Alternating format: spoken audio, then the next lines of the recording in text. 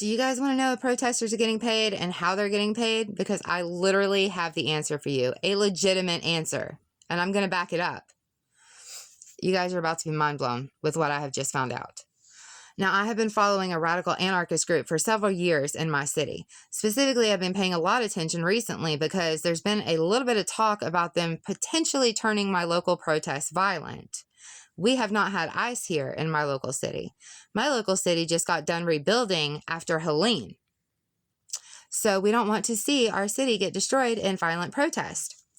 Now, I infiltrated a couple of groups several years back, and I just kind of sit back and watch because in these groups, this is where these organizations are putting out the flyers for when and where the protests are going to be, the flyers for the training drills they're putting together to teach people how to combat law enforcement.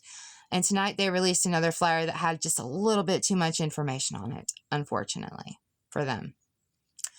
Tonight they put out a flyer, and again, I'm going to have all this on my Book of Faces. My name is Amber Arrowwood, with the tip line number that people need to call in the event that they think they see ICE in our local community.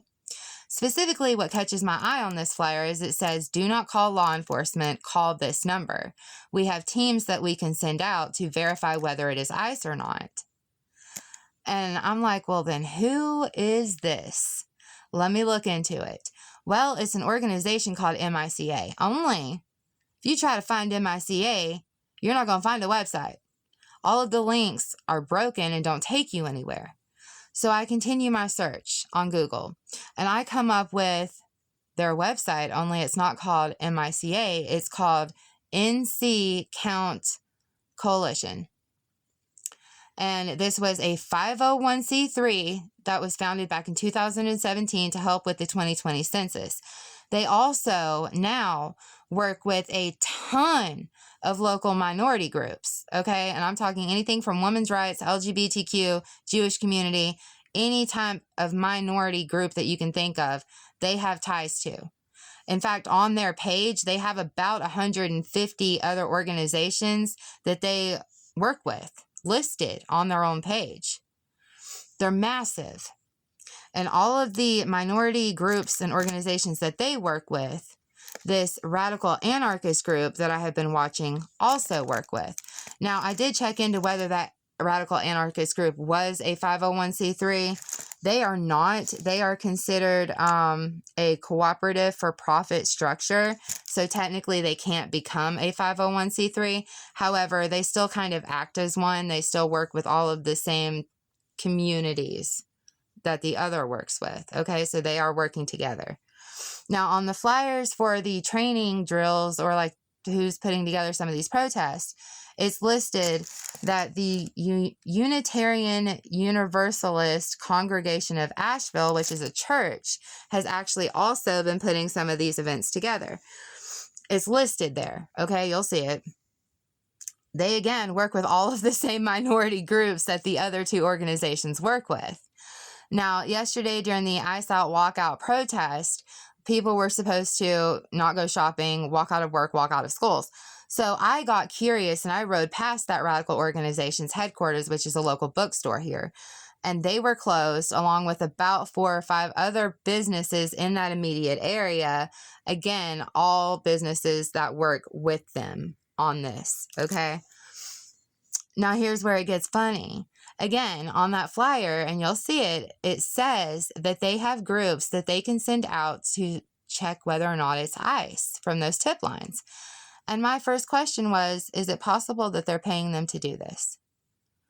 We know that this is a 501c3 charity, but they have a huge reach. They are a huge 501c3, and they have a ton of board members, some of which are being paid. Okay, here. They can pay their employees. 501c3s can pay their employees. In fact, and this is kind of messed up in my opinion, not only can they pay their employees an hourly wage, they can have their employees fundraise and use that donated money towards their wages as well. Now, a lot of 501c3s don't typically do this because obviously it's morally unethical, but it's still legal to do. So if you want to know how these people are being paid and who's paying them that are going out and actively tracking ICE agents, they're doing it through 501c3 organizations. You guys, I worked through Healing Recovery. Very heavy. I had a lot of connections, a lot of 501c3 connections. The way that 501c3s work and become highly successful is by making those connections with each other. This one 501c3 here is literally connected to every other minority organization in my area and further and further. Okay? So you want to know how they're so organized. They are all legitimately connected to one another. I told you, we had a viral YouTube video go out from Minneapolis calling for that walkout protest yesterday to go nationwide. It went out so quickly because it went out through groups like this. It's happening through 501c3s that are paying people to go out and do this. The ones that are putting the protest together are being paid through their own organizations. And the ones that are going out and tracking law enforcement are also being paid through these organizations. Now, I went through my city yesterday as these protests were starting to wind down, and they were all gathered around with a speaker. And I got video footage of that. I will also put that on my Book of Faces because it's going to tie right into it. When I was driving by, he was talking to them about how they needed to get organized, how they needed to get their friends and their families involved. They needed to be a part of organizations. And if they didn't like an organization that they were a part of, they needed to start their own. And him saying that makes a whole lot more sense to me tonight. Because it's the organizations being intertwined with each other that have this so damn organized. And the way that they're being paid is off of donation money through these 501c3s that are coming out of y'all's pockets that are donating to them. Again, I'm going to have every ounce of proof that I have up on my Facebook. I'm going to compile it, put it all together right now, and I will have that public. My name is Amber Arrowwood. There's one W in Arrowwood. Now, you guys, this is a pretty stressful video for me to put out because I realize what kind of situation that this is going to put me in. But this is information that the rest of this country has been asking and deserves to know. Please push this out. If you don't want to push my video out, make your own. You can steal everything that I put up on my Book of Faces and use it as your own. Just get it out there so that people understand what's actually going on. Yes, they are being paid. And the 501c3 charities and organizations are how they're doing it, off of donation money. And I'm not saying it can't go deeper than that. I'm not saying that there's not politicians involved. I'm not totally discrediting the Chinese conspiracy theory that Chinese is funding this. Maybe they are further down the line.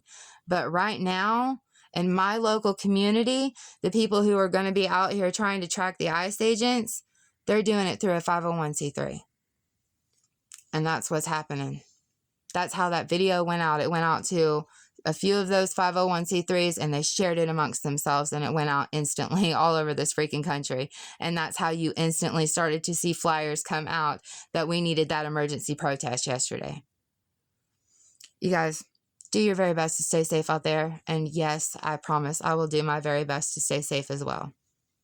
I also want to add really quickly that I had spoken in my previous videos about them having sister chapters. Well, it's basically the exact same thing as them just being connected with all of the other organizations. Now, the ones that are putting these protests together are being paid through these organizations, these 501c3 charities running off of donation money. The ones that are actively going out and looking for ICE agents are being paid through these 501c3s. I'm so sorry. There's a lot of talk, and even we had a local reporter during BLM and Defund the Cops that caught video footage of buses of people from other places like Florida coming in to help with these protests and incite the violence. And I do strongly believe that the ones that get shipped around to protest and make these turn violent, like what we're seeing in Minneapolis right now, are also paid. So I just wanted to add that little fact in there as well. Well, it's not a fact, but you know, that's my general consensus on that part of this issue. But yes, again, it is the 501c3s and the organizations like that that are funding and having these individuals go out here and do things like this.